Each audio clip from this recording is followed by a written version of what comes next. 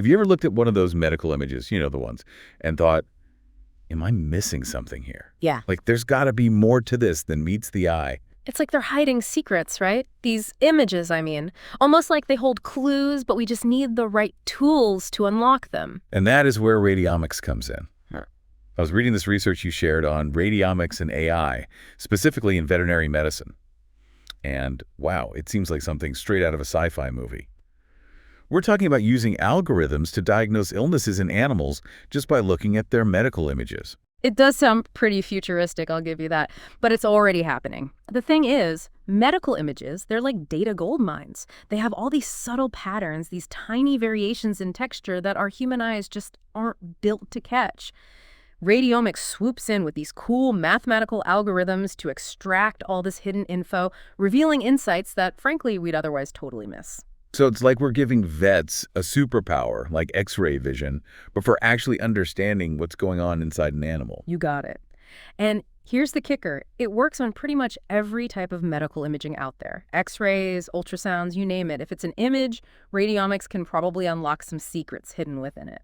That's incredible. But why is this such a game changer? I mean, what's the big deal with uncovering these hidden patterns? Yeah. Personalized medicine, that's the key. By seeing these patterns, we're really getting to know each patient on an individual level. We're understanding their specific needs, how their condition might develop, and most importantly, the absolute best way to treat them. It's like creating a custom medical roadmap for each and every patient. Okay, I have to admit, that's pretty amazing. But before we get into specific examples, I'm curious about the process itself. How does radiomics actually work? What are the steps involved in analyzing these images? So it's a multi-step process, and each step is crucial to finding those hidden insights. The first one is called pre-processing. Think of it like taking an old photograph, one that's a bit dusty and scratched, and cleaning it up to get a crystal clear picture. Pre-processing is kind of like that. We remove any noise or weird distortions from the image, and we make sure it's standardized so it doesn't matter what kind of scanner was used to take it. So it's like getting the image prepped and ready for its close-up, making sure it's in tip-top shape for analysis. You got it. Once we have that nice clean image, we move on to segmentation. This is where things get interesting. We actually isolate the specific area we want to focus on. Like if you were looking at a lung scan, this is where we pinpoint a potential tumor. So it's like using a digital magnifying glass to zero in on the most important parts of the image. I like it. Exactly, and we can do this in a couple of ways. Sometimes trained specialists will manually go in and select the area, but we're seeing more and more AI being used for this step. It really speeds things up. AI lending a helping hand. Very cool. But, and maybe this is a silly question, we're still just looking at a picture, right? How do we actually go from a visual representation to cold, hard data? That's where feature extraction comes in. And trust me, this is where things get really, really interesting. We use these sophisticated algorithms to analyze tons of different features within that area we segmented, things like shape, size, texture, how its borders look compared to the surrounding tissue, you name it. Okay, so now we're getting down to the nitty-gritty, the real detective work. But, and I have to ask, doesn't this create a ton of data? I mean, how do you even begin to make sense of it all? It's like having a million puzzle pieces and no picture to guide you. That's a great analogy. And you're absolutely right. It does create a mountain of data. That's where the final piece of the puzzle comes in, feature analysis. This is where AI, specifically machine learning, really shines. We feed all that raw data into incredibly powerful AI models. These models, they can sift through everything, pick out the most important patterns and connections, and then, get this, they use all that to actually make predictions. Hold on, so we're essentially teaching computers to connect the dots, to tell us what all this information means for a specific patient. Exactly. And here's the thing, the more data we feed these AI models, the smarter they get, the more accurate they become at understanding those hidden messages buried within the medical images. It's a continuous learning process. So let's talk real-world applications. Can you give me an example of radiomics in action? I mean, where is it actually making a difference? Oh, absolutely. One area where it's really shining is in diagnosing bone injuries, particularly in horses. And we're not just talking about any horses, we're talking about the high-stakes world of horse racing. Wow, horse racing. Now, that's a world where even a small injury can have huge consequences. So how's radiomics helping out there? Researchers have been using it to analyze these super detailed scans of horse bones, micro CT scans, and the things they're finding, it's amazing. They can actually spot these tiny variations in bone structure, the kind of things you or I would totally miss, that can actually predict which horses are more likely to fracture a bone. Wait, hold on. So you're saying they can predict fractures before they even happen? That sounds almost impossible. Sounds like something out of Minority Report, right? But it's true. It's all about these subtle variations in bone density and structure, stuff that's practically invisible to the naked eye. Radiomics can detect them, and that has huge implications, especially for keeping those racehorses safe.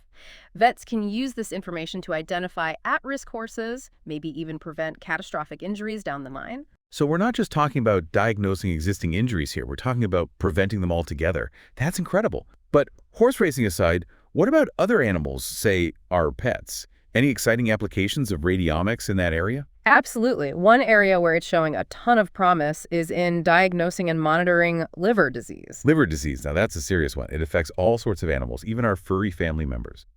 So how is radiomics being used to tackle that? Researchers have been using it to look at ultrasound images of the liver, and what they're finding is really interesting. It can actually outperform the traditional way of visually assessing those images, especially when it comes to spotting and tracking the progression of liver fibrosis. Liver fibrosis, that's the scarring that happens with long-term liver damage, right? That's the one. And it's a key factor in figuring out just how severe the liver disease is and deciding on the best course of treatment. Traditionally, vets would just look at those ultrasound images, try to assess the fibrosis visually, but that can be really subjective. Radiomics, it takes that guesswork out of the equation. It gives vets these objective, quantifiable measurements, which are way more accurate and reliable. So more accurate diagnoses and ultimately, hopefully, better outcomes for our animal companions. That's fantastic. Are there any other applications of radiomics in veterinary medicine that you're particularly excited about? Oh, there are tons of exciting things happening. For instance, they're using radiomics to detect these super tiny tumors in the livers of mice. We're talking microscopic. These are called micrometastases. Usually these are way too small to even show up on regular imaging, but radiomics can actually pick up on those subtle, teeny tiny changes in the tissue that tell us they're there.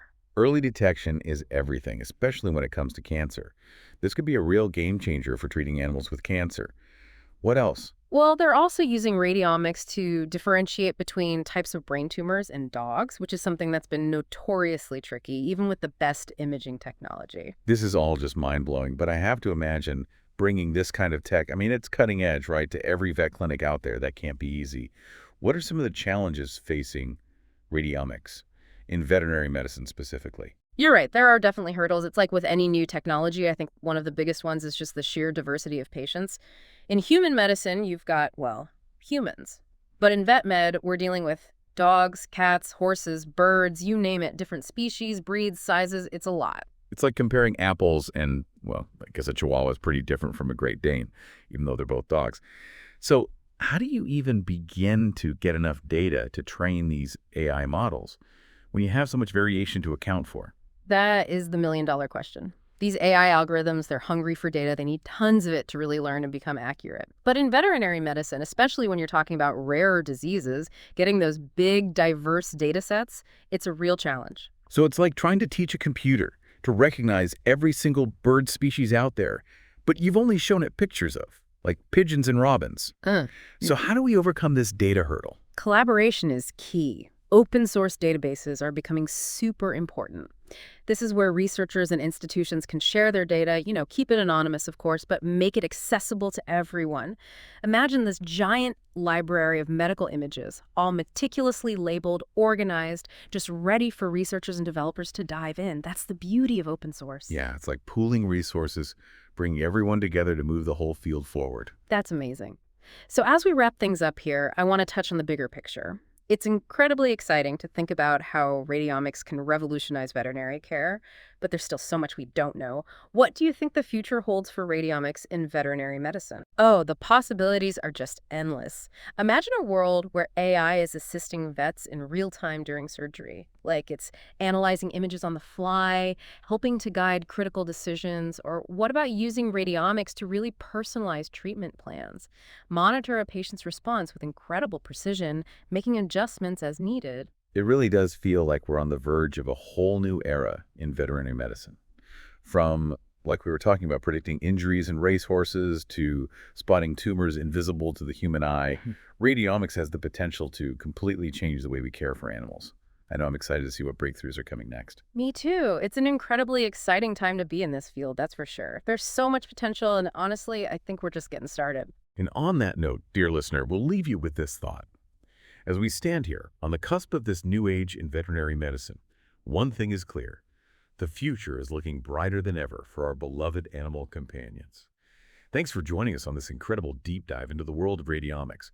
Until next time, stay curious.